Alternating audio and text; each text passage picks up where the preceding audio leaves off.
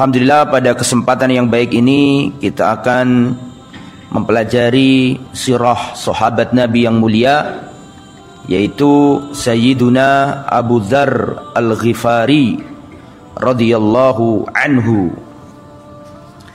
Beliau termasuk ahadus sabiqina al-awwalina ilal Islam.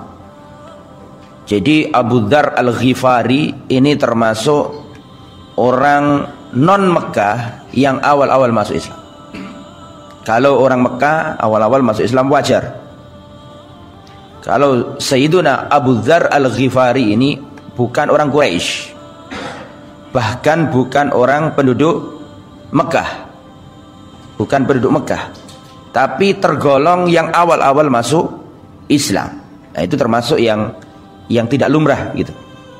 Kalau penduduk Mekah, Quraisy wajar ya, karena memang tinggal di Mekah, sukunya juga Quraisy, maka awal-awal masuk Islam wajar. Nah, kalau Abu Dzar Al-Ghifari radhiyallahu anhu ini bukan orang Mekah, bukan orang Quraisy. Beliau di awal-awal Islam itu mendengar bahwa di kota Mekah itu ada orang yang katanya Nabi. Maka beliau tinggalkan negerinya, datang ke Mekah mencari informasi, benar enggak ada Nabi itu. Nah, ini menunjukkan salah satu keistimewaannya Abu Dzar Al-Ghifari, bukan orang Mekah, bukan orang Quraisy, tapi tergolong yang awal-awal masuk Islam. Bahkan disebutkan kana rabiu arba'a fil Islam. Beliau adalah orang yang keempat masuk Islam. Bahkan ada yang seperti itu mengatakan. Nama beliau aslinya adalah Jundub ibn Junadah. Jundub bin Junadah radhiyallahu taala anhu.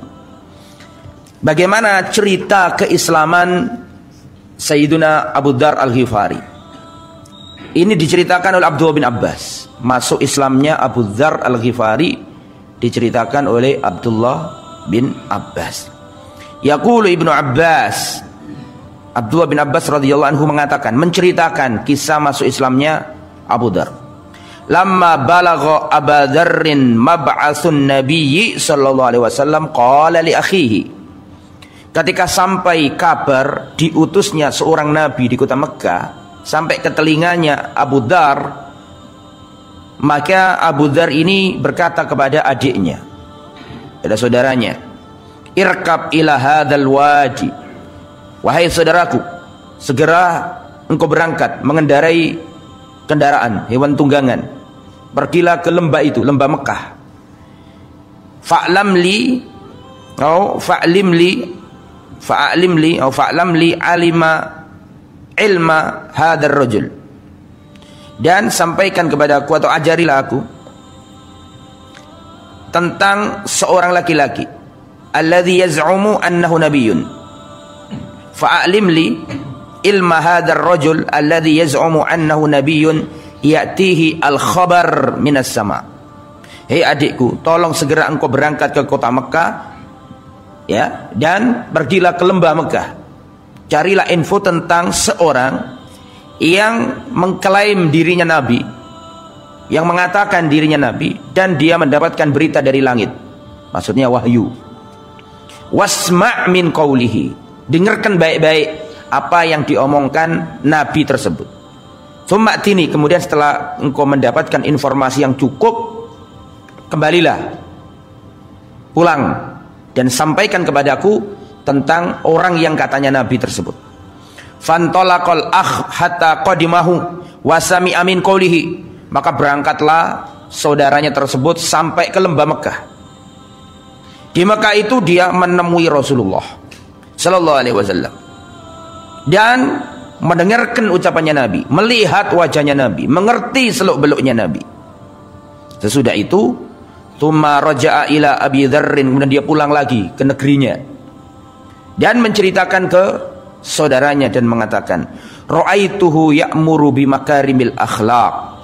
Aku melihat orang yang katanya Nabi itu ya'muru bimakarimil akhlaq, menyuruh yang baik-baik, menyuruh bakti kepada orang tua, menghormati orang tamu, memuliakan saudara, tidak boleh memutus silaturahim, menyuruh untuk menyembah Tuhan yang satu, tidak yang banyak, meninggalkan berhala.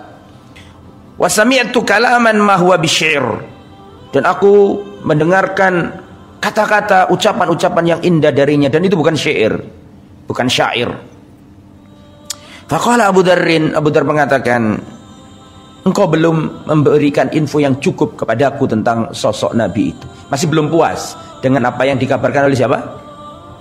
Saudaranya tadi. Fatazawwada, akhirnya dia mencari perbekalan, mengumpulkan bekal, berangkat sendiri ke kota apa? Kota Mekkah. Pengen lihat sendiri secara langsung. Hatta qadima Makkah fa'atal masjid. Maka sampailah Abu Dzar Al-Ghifari di kota Mekkah dan dia langsung menuju al-masjid. Masjid apa maksudnya? Masjidil Haram. Loh Ustaz, masa pada waktu itu sudah ada Masjidil Haram? Sudah ada. Sejak zamannya Nabi Ismail, Ibrahim sudah ada. Cuman pada waktu itu dipenuhi dengan apa? Berhala. Sama dengan firman Allah, Subhanalladzi asra bi 'abdihi lailan minal masjidil haram ilal masjidil aqsa. Maha suci Allah yang telah memberangkatkan di malam hari nabinya dari Masjidil Haram sampai ke Masjidil Aqsa. Isra Mi'raj itu. Isra Mi'raj itu Rasulullah tinggal di mana? Mekkah apa Madinah? Di Mekkah. Saya mau tanya, Rasulullah Shallallahu Alaihi Wasallam diberangkatkan oleh Allah di malam hari dari Masjidil Haram di Mekkah sampai ke Masjidil Aqsa yang ada di Palestina. Pertanyaan saya, itu di Palestina Masjidil Aqsa sudah dipakai sholat belum? Kayak kita ini rukuk sujud ini udah dipakai belum? Ya belum, Pak. Bung Rasulullah aja masih di mana? Di Mekkah. Bahkan Rasulullah belum hijrah kemana? Belum ke Madinah. Berarti pada waktu Masjidil Aqsa dikuasai siapa? Orang Romawi. Tetapi sudah dinamai apa tadi? Masjidil Aqsa. Nah, termasuk Masjidil Haram. Bahkan sebelum Rasulullah lahir sudah ada yang namanya Masjidil Haram. Cuman dipenuhi dengan apa tadi? Berhala-berhala. Nanti Rasulullah ketika Fathu Makkah baru disingkirkan berhala-berhala. Termasuk Masjidil Aqsa. Nanti di zamannya Umar bin Khattab baru dipakai kaum muslimin sebagai sholat seperti sholatnya kaum muslimin. Karena sudah diselewengkan sama ahli kitab. Ya. Baik, kembali ke materi. Akhirnya berangkat sendiri Abu Dzar Al-Ghifari ini ingin tahu tentang sosok seorang Rasulullah sallallahu alaihi wasallam. Hatta mana tadi? Fa'atal masjid faltamasan nabiyya wa la ya'rifuhu wa kariha an yas'alahu anhu. Nyampe di kota Mekkah, sampai di masjid, lihat-lihat mana sih yang katanya Nabi itu. Ya, dia cari-cari mana ya. Kelihatan dari sisi omongannya, wajahnya itu yang mana. Dan nggak ketemu. Memang nggak kenal, zaman dulu nggak ada Facebook, nggak ada internet, nggak ada foto, nggak tahu mana yang Nabi, nggak tahu. Wa kariha an yas'alu anhu, dan mau tanya nggak enak karena dia tahu orang yang katanya Nabi itu dimusuhi oleh siapa? Kaumnya. Dimusuhi oleh kafir Quraisy. Jadi mau tanya nggak enak, nanti dikira wah ini aneh nih, mau ikut ini kayaknya nih. Jadi mau tanya juga nggak enak. Jadi dia melihat kanan kiri, lihat mana yang kira-kira Nabi itu, nggak ketemu gitu. Lah, sampai sudah kemalaman dilihat sama Ali bin Abi Thalib. Annahu gharib, ini laki-laki asing, bukan penduduk Mekkah ini. Dari tadi gelibet di Masjidil Haram. Dilihat sama Ali bin Abi Thalib. Falamma ra'ahu tabi'ahu falam yas'al wahid minhum as-sakhibau an syai'in hatta asbah. Dalam riwayat diajak Ali, diajak ke rumahnya. Tapi Ali tidak ngomongi dia, tidak tanya dia, kamu mau ngapain ke Mekkah? Tapi diajak Ali untuk kasihan ini orang-orang asing, diajak supaya nggak kedinginan atau gimana, diajak ke rumahnya. Tapi Abu Dzar juga nggak tanya ke Ali, saya kesini maksudnya begini, nggak juga. Jadi meneng-menengan, yang penting kitamu wong asing. Ya. Pagi-pagi sudah balik ke Masjidil Haram. Nunggu lagi, cari lagi mana yang sekiranya itu Nabi, nggak ketemu. Akhirnya Ali mengatakan, kamu masih tahu kan tempat pulang kita? Sampai 3 malam. Pada malam ketiga baru Ali bin Abi Thalib ngomong radhiyallahu anhu. Hatta idza kana yaumul tsalis fa ada Aliun mithla dzalik fa aqama ma'hu tsumma qala la. Baru ketika hari ketiga ini baru Ali ngomong. Ala tuhadditsni mal ladzi aqdamaka. Hei orang asing, sudah waktunya ini. Tidakkah engkau kabarkan kepadaku? Tidakkah engkau sampaikan kepadaku? Kamu sudah 3 hari di sini. Tidakkah kau sampaikan kepada aku apa maksudmu kamu kok tinggal di kota Mekah dan kelihatan kamu mencari sesuatu? Maka dijawab, in a'taitani ahdan wa mitsaqan la turshidanna fa'altu. Jika engkau berjanji kepadaku, pasti berjanji jangan sebar-sebarkan, aku ini ada misi khusus di sini nih. Jangan sampai orang-orang tahu, khusus ente tok yang tahu. Kalau engkau bersedia, ya aku akan kabarkan kenapa aku ke sini. Ya, Ali setuju. Nah, ini kisahnya mirip di kitab Rahiqul Mahtum, tapi ada perbedaan dikit-dikit lafadznya, tapi mirip ya. Kemudian benar, memang dia seorang nabi yang kamu cari-cari. Kamu katanya ada orang nabi, orangnya begini, kamu nyuruh adikmu, harus adikmu balik, kamu masih belum puas dengan informasinya, sekarang kamu mencari sendiri. Maka saya katakan kepadamu, memang dia nabi. Dan Ali termasuk orang yang paling paham tentang nabi. Kenapa? Karena Ali sejak kecil sudah sama nabi. Loh, kok bisa Ustadz Ali kok sama nabi? Begini, Abu Thalib itu bukan orang kaya. Bukan orang apa? Kaya. Anaknya banyak. Sedangkan Rasulullah waktu kecil pernah dipupuh, diasuh oleh siapa? Abu Thalib. Sejak kapan Rasulullah diasuh oleh Abu Thalib? Sejak umur 8 tahun. Kan begitu kan? Karena kakeknya yaitu Abdul Muthalib wafat ketika Nabi umur 8 tahun. Terus diantara wasiatnya Abdul Muthalib adalah, nanti kalau aku mati, cucuku ini akan dipelihara oleh Abu Thalib. Kenapa Abu Thalib yang ditunjuk? Karena Abu Thalib itu adalah syakiknya Abdullah, bapaknya Rasul. Syakik itu saudara kandung, sama bapak sama emak gitu. Jadi sejak umur 8 tahun Rasulullah sudah diasuh sama Abu Thalib, disayangi, dinafkahi, diajari dagang umur 12 tahun. Betul toh? Betul apa enggak? 12 tahun berarti ya anak SD kelas 6. Iya kan? SMP kelas 1 lah kurang lebih. Itu Nabi diajari dagang oleh Abu Thalib, diajak ke Syam. Ya, waktu di Syam ada seorang pendeta itu kan disuruh pulang, jangan dibawa ke Syam. Nanti kalau orang Yahudi melihat bocah ini akan dibunuh atau disakiti.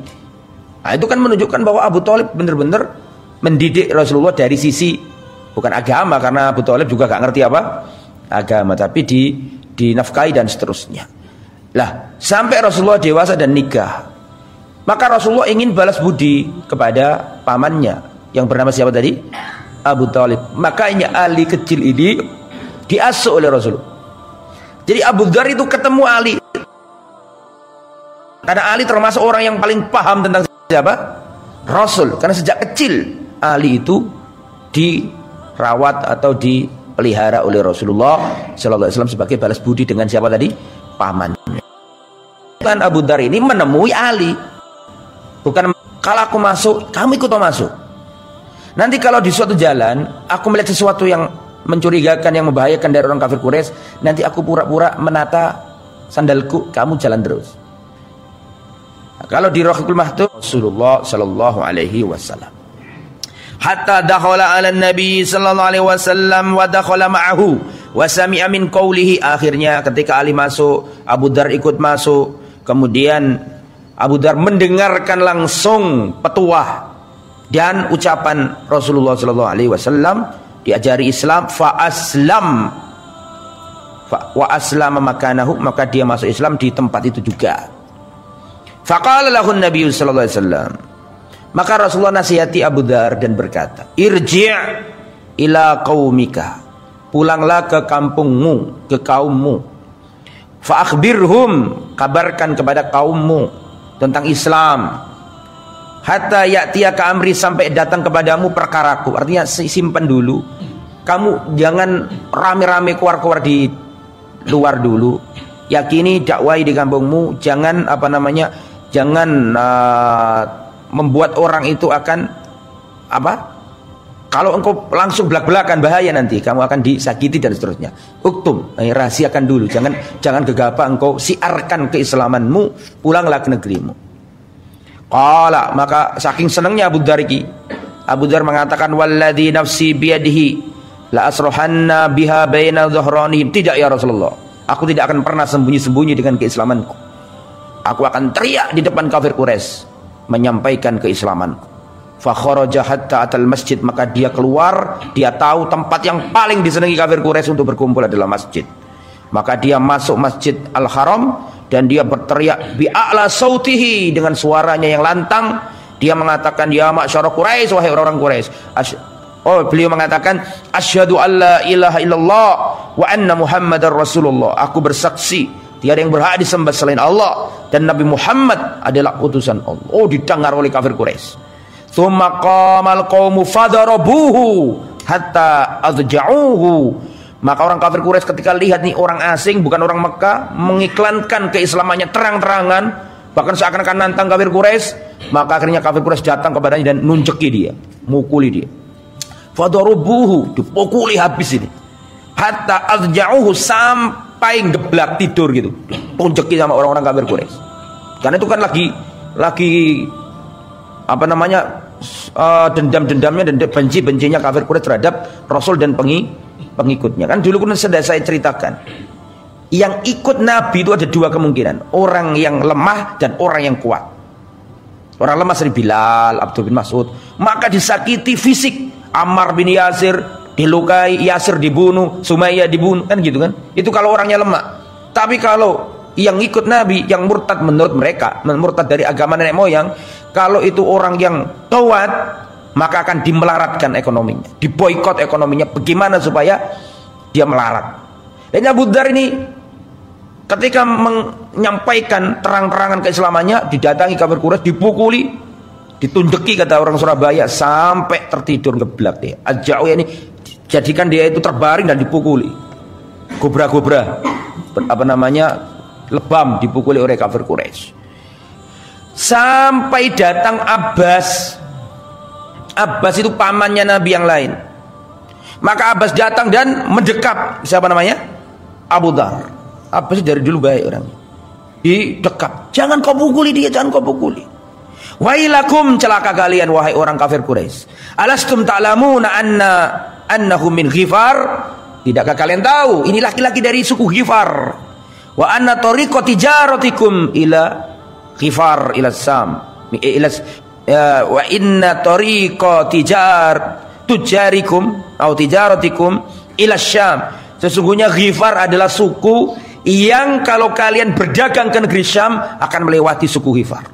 Kalau kau bunuh orang ini, kalian akan menemui masalah di perniagaan kalian esok hari. Paham maksudnya enggak? Paham ya? Ini kebetulan memang Bani Ghifar ini tempatnya itu, jadi orang Mekah itu kan, Mekah itu di selatan, Madinah di utara, dan Syam ada di utara jauh, Palestina, kan gitu kan. Nah kalau orang Mekah ini, orang Mekah nggak bisa nggak dagang, kan ada ayatnya, li ilafi Quraisy ilafihim rihlatas syita'i wassaif. Orang Mekah itu mengandalkan perdagangan, ada dua perdagangan orang Mekah itu. Gimana bunyinya? Rihlatas syita'i wassaif, perjalanan dagang musim dingin dan perjalanan dagang musim panas. Kenapa? Karena kalau nggak dagang nggak makan orang Mekah. Wong di Mekah nggak ada kurma, nggak ada kismis, padi apalagi nggak ada. Mau ditandur di mana? Ya, maka mau tidak mau mereka itu butuh makanan dari negeri lain. Mau tidak mau harus dagang. Maka dikatakan di Al-Quran, rihlatas syita'i wassaif. Orang kafir Quraisy itu punya dua perjalanan dagang. Musim dingin ke negeri Yaman atau ke Habasyah, musim panas ke negeri Syam. Nah kalau ke negeri Syam, mau tidak mau melewati Bani Ghifar di utara. Nah kalau kalian bunuh ini orang atau kalian pukuli terus Abu Dzar Al-Ghifari ini, besok-besok kalian akan menemukan permasalahan di perniagaan kalian. Padahal itu adalah sumber mata pencaharian kalian. Ketika itu baru sadar orang, oh iya betul ya, ini dari suku Ghifar ini. Kalau nanti dendam gimana kita? Akhirnya dilepas. Dan seterusnya. Itulah kisah masuk Islamnya siapa tadi? Abu Dzar Al-Ghifari. Padahal dia bukan orang Mekah, padahal dia bukan orang Quraisy. Makanya saya katakan tadi, Abu Dzar Al-Ghifari ini adalah orang yang awal-awal masuk Islam, padahal dia non Quraisy, non penduduk Makkah. Termasuk hal yang berbeda dengan sahabat-sahabat yang lain. Ya kalau Madinah kan nanti nunggu Rasulullah hijrah dulu, betul toh? Baru orang Madinah masuk Islam. Abu Dzar ini sebelum itu, dia sendiri yang datang ke Makkah mencari info langsung. Oke. Ini semangatnya Abu Dzar dalam menuntut ilmu perlu kita teladani. Apa saja keutamaan Abu Dzar? Yang pertama, annahu radhiyallahu anhu awal man hayya Rasulullah bitahiyatil Islam. Dia adalah orang yang pertama kali memberi tahiyat kepada Nabi dengan tahiyat Islam. Tahiyat itu penghormatan. Yaqulu Abu Dzarrin, wa jaa Rasulullah hatta istalam al-hijr. Rasulullah pernah datang sampai beliau mengusap al-hijr. Wa tawafa bil baiti wa sahibuhu. Rasulullah pernah tawaf di Ka'bah dengan Abu Bakar. Tsumma shalla, setelah itu Rasulullah salat. Setelah selesai salat, maka Abu Dzar berkata, fa kuntu ana awwal man hayyahu bi tahiyatil Islam. Aku adalah orang yang pertama kali memberi tahiyat kepada Rasulullah dengan tahiyatul Islam, dan aku katakan kepadanya, assalamualaikum warahmatullahi wabarakatuh. Kemudian Rasulullah berkata, man anta, siapa kamu ini? Maka saya jawab, qultu min Ghifar, aku adalah dari suku Ghifar. Jadi beliau adalah orang yang pertama kali memberi penghormatan kepada Nabi dengan penghormatan Islam. Yang kedua, wa min manakibihi radhiyallahu anhu anna Nabi sallallahu alaihi wasallam asna alaihi. Termasuk keutamaan Abu Dzar Al-Ghifari adalah Rasulullah sering memujinya. Rasulullah sering apa? Memujinya. Ma'adhallatil khadra wala aqallatil ghubara asdaq min Abi Bakar. Maksudnya itu adalah tidak ada orang yang di naungi langit dan di atas bumi yang lebih jujur daripada Abu Dzar. Abu Dzar ini orangnya jujur, tidak mau bohong-bohong, tidak mau. Makanya tadi kan ketika masuk Islam tidak mau pakai sembunyi-sembunyi, langsung terang-terangan dia. Dan Rasulullah pernah berkata, ini Masya Allah, ini hadis yang luar biasa. Saya baru tahu ketika membaca hari ini, atau tadi malam saya baca. Rasulullah bersabda seperti ini, man sarrahu an yandura ila tawadhu'i Isa alaihi salam falyandur ila Abi Dzarrin. Barang siapa yang ingin melihat ketawadhu'an Nabi Isa, barang siapa ingin melihat tawadhu'nya Yesus, falyandur ila Abi Dzarrin, lihatlah ketawadhu'an Abu Dzar. Memang Nabi Isa kan terkenal tawadhu. Ya, semua nabi tawadhu ya. Semua nabi tawadhu, enggak ada nabi yang enggak tidak tawadhu itu. Tetapi di antara mizah khusus miliknya Nabi Isa alaihissalam adalah apa? Ketawadhu'an. Nah, orang yang tawadhu'nya, rendah hatinya mirip Nabi Isa, Yesus alaihissalam, adalah Sayyiduna Abu Dzar Al-Ghifari. Dari sisi ketawadhu'an. Tapi ada sahabat Nabi yang dari wajah paling mirip Yesus, Nabi Isa. Siapa? Siapa Nabi? Siapa sahabat Nabi yang wajahnya paling mirip Nabi Isa? Nabi Isa itu putih kemerah-merah dan rambutnya itu klimis, kata orang Jawa. Ya klimis dah. Kayak orang habis keluar dari kamar mandi. Rambutnya Nabi Isa itu kayak orang keluar dari kamar. Artinya apa? Ya itu tadi klimis kan. Terus seperti ada apa? Seperti ada air yang netes. Itu ciri Nabi. Lah itu ada sahabat Nabi yang wajahnya mirip Nabi Isa atau Yesus alaihissalam. Siapa namanya? Urwah bin Mas'ud. Urwah bin Mas'ud. Itu dari sisi fisik. Kalau dari sisi ketawadhuan siapa tadi? Abu Dzar Al-Ghifari. Itu Rasulullah memuji seperti itu. Itu kan Rasulullah nggak mungkin muji orang kalau nggak senang. Itu menunjukkan senang Rasulullah. Salisan, keutamaan yang nomor 3. Wa min manaqibih, dan Abu Dzar terkenal zuhudnya. Abu Dzar ini terkenal apa? Zuhudnya. Tidak mau kekayaan melimpah, tidak mau. Abu Dzar sampai nanti kan ada masalah kan sama Muawiyah. Mas tahu ceritanya itu? Zamannya Utsman bin Affan. Ya, zamannya Utsman bin Affan. Itu nantilah kita ceritakan. Salisan, yang nomor 3. Wa min manaqibihi radhiyallahu anhu annahu kana minas sabiqin al-awwalin ila al-Islam. Termasuk keutamaan Abu Dzar Al-Ghifari yang nomor 3 adalah beliau termasuk orang-orang yang pertama-tama yang awal-awal masuk Islam. Bahkan beliau adalah non Mekah, non Quraisy. Jadi beliau itu masuk surat At-Taubah ayat 100. Was-sabiquna al-awwalun minal muhajirin wal ansar walladzina tabauhum biihsan radhiyallahu anhum wa radu an. Dan orang-orang yang pertama kali, yang terdahulu, yang awal-awal masuk Islam dari kalangan Muhajirin dan Ansar, dan orang-orang yang mengikuti mereka dengan baik, radhiyallahu anhum, Allah ridha kepada mereka. Stempel itu. Di antaranya Abu Dzar Al-Ghifari. Jadi Abu Dzar ini termasuk orang yang dipuji Allah dalam surat apa tadi? At-Taubah ayat 100. Dan Abu Dzar pernah berkata, kuntu rubu al-Islam. Aku adalah orang yang keempat yang masuk Islam pertama kali. Aslama qabli thalatha. Telah masuk Islam sebelumku 3 orang. Wa ana rabi'. Adapun aku adalah yang keempat. Ataitu Nabi sallallahu alaihi wasallam, aku datang ke Rasulullah sallallahu alaihi wasallam dan aku katakan kepadanya, assalamu alayka ya Rasulullah, asyhadu an la ilaha illallah wa asyhadu anna Muhammadan abduhu wa rasuluhu wa ra'aitul istibsyara fi wajhi Rasulullah. Ketika aku ucapkan salam itu dan aku bersyahadat, aku melihat wajah Rasulullah sumrengah. Istibsyar itu bahagia, wajahnya berbinar-binar karena masuknya Islamnya siapa tadi? Abu Dzar. Mana anta, siapa kamu ini? Ana ini Jundub. Aku ini Jundub bin Junada Abu Dzar, seorang laki-laki dari suku Ghifar. Itu cerita tadi yang awal-awal masuk Islam. Nah, yang nomor 4. Yang nomor 4 ini memang benar ini. Abu Dzar ini termasuk sahabat Nabi yang paling banyak dapat wasiat dari Rasulullah.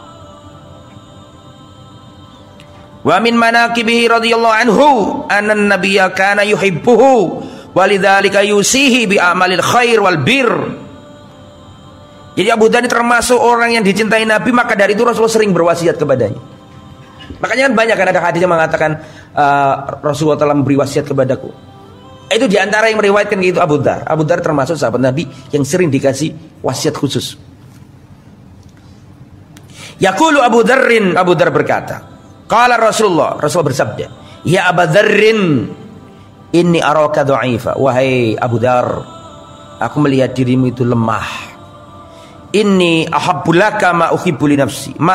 Inni uhibbu laka ma uhibbu li nafsi. Sesungguhnya aku mencintai untukmu apa yang aku cintai untuk diriku sendiri. Jadi aku senang karo awakmu gitu loh. Aku mencintai sesuatu untuk dirimu seperti aku mencintai itu untuk diriku sendiri. La ta'ammaranna 'ala lisnain. Jangan kamu menjadi pemimpin di antara 2 orang. Jadi kalau ada 3 orang terus perjalanan itu apa? Jangan kamu yang jadi pemimpin. Jangan kamu yang apa? Jadi pemimpin. Wala tuwalliyanna mala yatimin. Dan jangan kamu mau diberi mengurusi urusannya hartanya anak yatim. Jangan. Jadi termasuk nasihatnya Rasulullah kepada Abu Dzar. Nasihat yang lain, Abu Dzar pernah berkata nih, ya Rasulullah, ala tastamiluni, ya Rasulullah, masa panjenengan ini tidak ngasih aku jabatan apa-apa? Umar jadi ini, kan itu kan? Muawiyah jadi ini, Amr bin As jadi ini, Khalid apalagi panglima perang. Masa aku nggak dipercaya apa-apa ya Rasulullah? Ya Rasulullah, ala tastamiluni, ya Rasul, tidakkah engkau memperkerjakan aku, maksudnya memberi aku jabatan? Qala Rasul, la taj'aluni amiran ala mansibin min manasibid daulah. Tidakkah engkau memberiku jabatan di antara jabatan-jabatan kenegaraan? Fadaraba biyadihi ala mankibaya. Maka Rasulullah memukul dengan tangannya di atas pundakku, ditepukin. Dan Rasulullah gak mungkin melakukan itu kecuali sayang. Betul apa enggak? Gak mungkin Rasulullah melakukan itu kecuali apa? Cinta, sayang. Ditepuk. Rasulullah mengatakan, ya Abu Dzar, wahai Abu Dzar, innaka dha'if, kau ini lemah. Wa innaha amanah. Dan kepemimpinan itu amanat. Wa innaha yaumal qiyamah khizyu wa nadama. Dan nanti pada hari kiamat kepemimpinan akan menjadi penyesalan. Illa man akhadha bihaqqiha, kecuali orang yang mengambilnya dengan haknya. Wa addalladzi alaihi minha, dan telah menunaikan amanah. Ya, Rasulullah itu mengatakan, innakum sadahrisuna alal imarah. Kalian akan benar-benar rakus. Ini nasihat umum, tidak hanya kepada Abu Dzar. Kalian akan benar-benar rakus terhadap kepemimpinan. Wa satakunun nadama yaumal qiyamah, dan akan menjadi penyesalan pada hari kiamat. Umar bin Khattab seadil-adile menungso setelah Rasulullah dan Abu Bakar. Seadil-adile menungso. Rakyatnya adil, makmur, Islam jaya, orang kafir gemeteran semuanya. Persia tumbang, Romawi diobrak-abrik sampai lari ke Konstantinopel. Hancur semuanya. Di zaman itu tidak ada imperium yang lebih besar daripada Romawi dan Persia. Pada waktu kan nggak ada imperium yang lebih besar daripada Romawi. Itu aja dilululantakkan sama Umar bin Khattab. Persia tumbang dan tidak akan ada Persia selama-lamanya. Romawi tumbang pada waktu sampai lari kemana? Konstantinopel yang nanti akan ditaklukkan sama di zamannya Muhammad Al-Fatih. Wah, itu dua. Kalau dua ini jatuh ya sudah, yang lain kadak. Wis kono apa-apa nih, yang lain kono ambune wis. Kalau dua ini sudah tumbang kan lambang kejayaan umat manusia pada waktu itu. Romawi dan Persia. Itu diobrak-abrik sama Umar bin Khattab dengan pasukan. Itu saja. Nah, Mesir yang penduduk Afrika, penduduk Kipti ditaklukkan, dipimpin oleh Amr bin As. Penduduknya diislamkan, jadi menyembah Allah semuanya. Gitu saja. Umar ini ngomong begini, wallahi seandainya ada keledai, dalam riwayat Baghla, dalam riwayat ada mengatakan domba, seandainya ada domba mati di tepian sungai Eufrat, ya, lau atharat baghlatun fil Iraqi la sa'alani rabbi yaumal qiyamah. Seandainya ada bighol itu bukan keledai, bighol itu bekisar.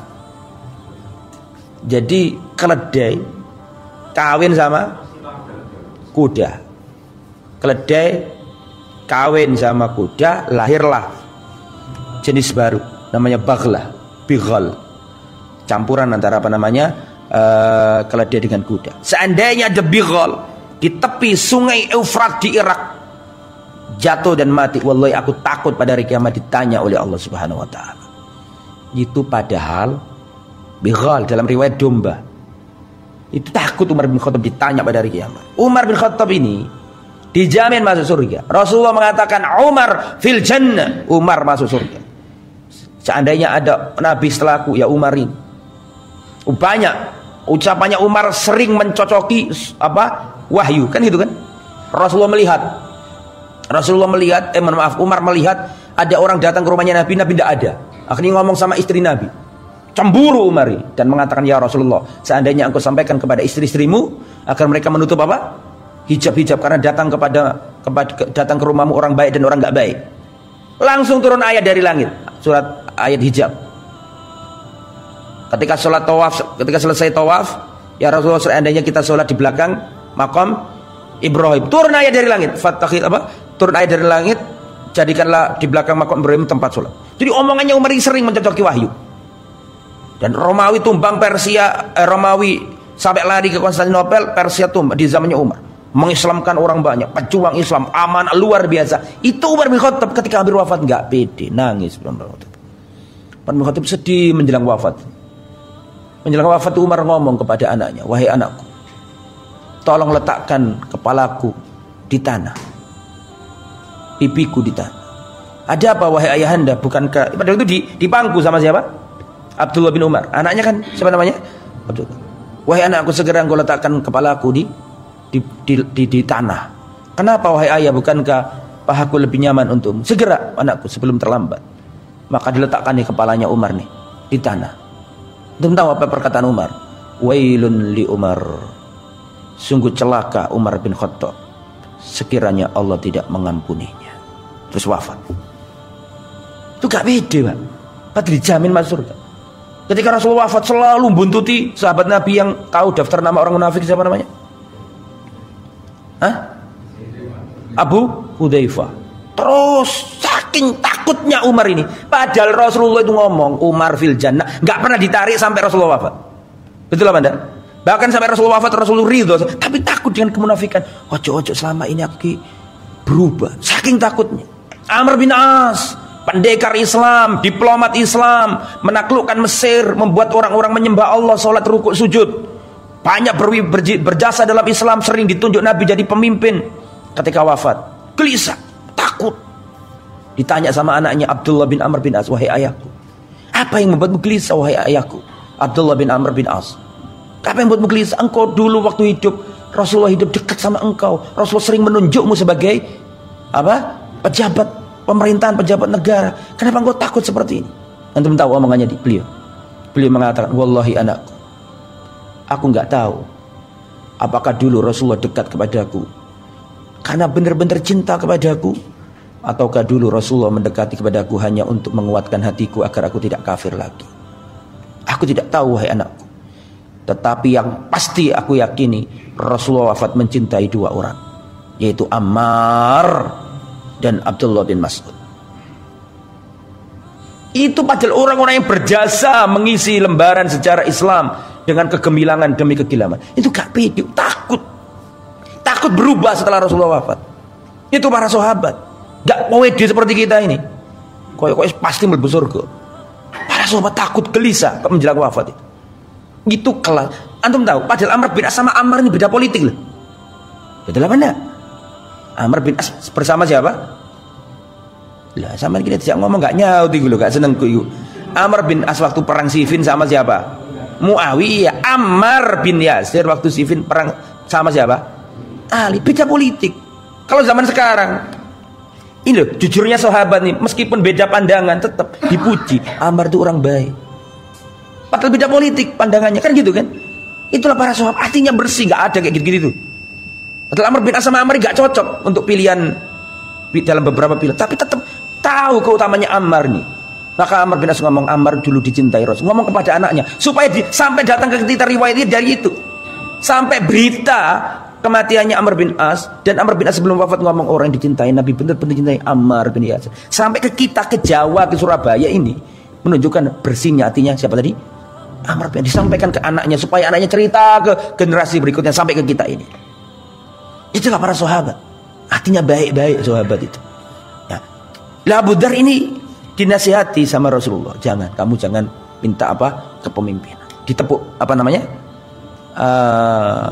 pundaknya, saking sayangnya kamu. Dan Rasul itu tidak mau orang yang dicintainya terbebani hisab pada hari kiamat gitu.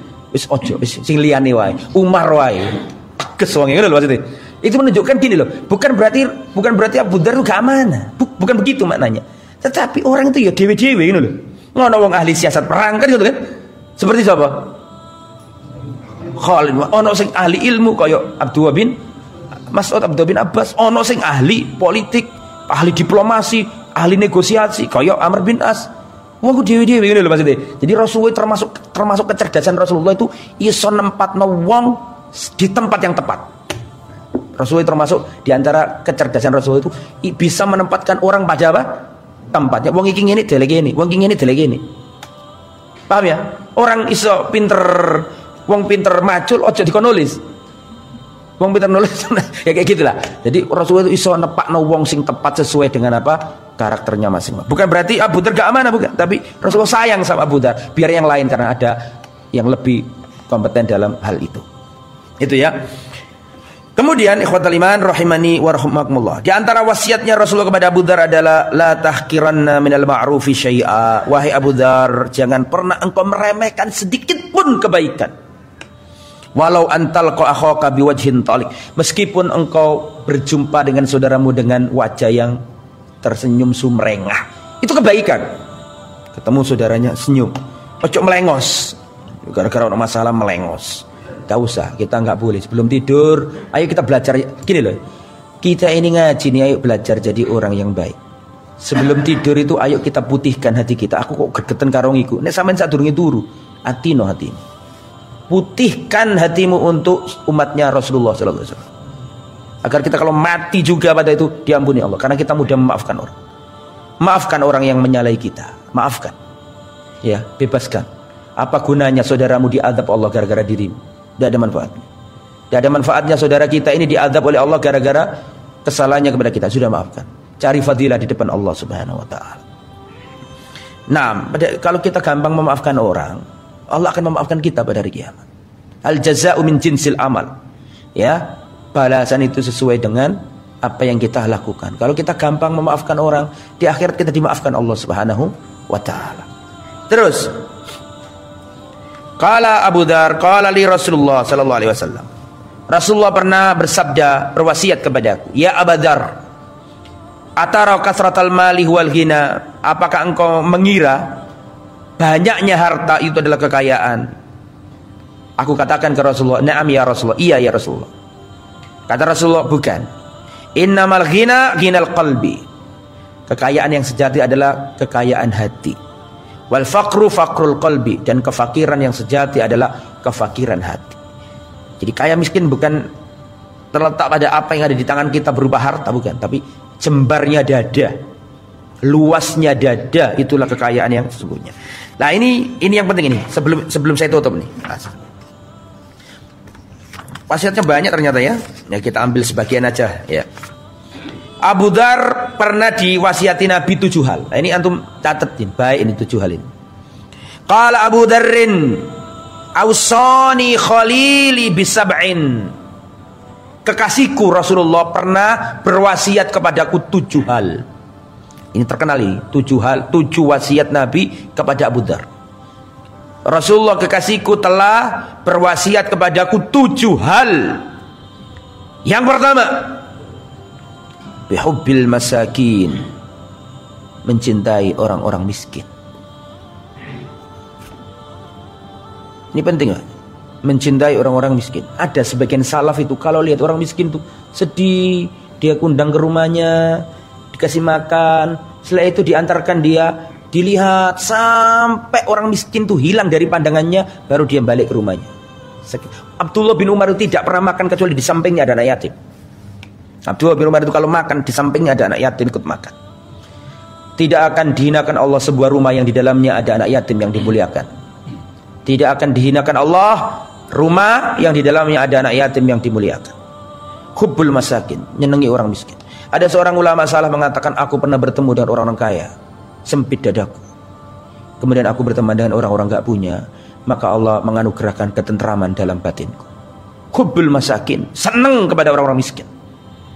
Yang pertama, wa ana duaminhum, dan aku disuruh Nabi dekat sama orang-orang miskin, mencintai orang miskin dan dekat-dekat dengan orang miskin.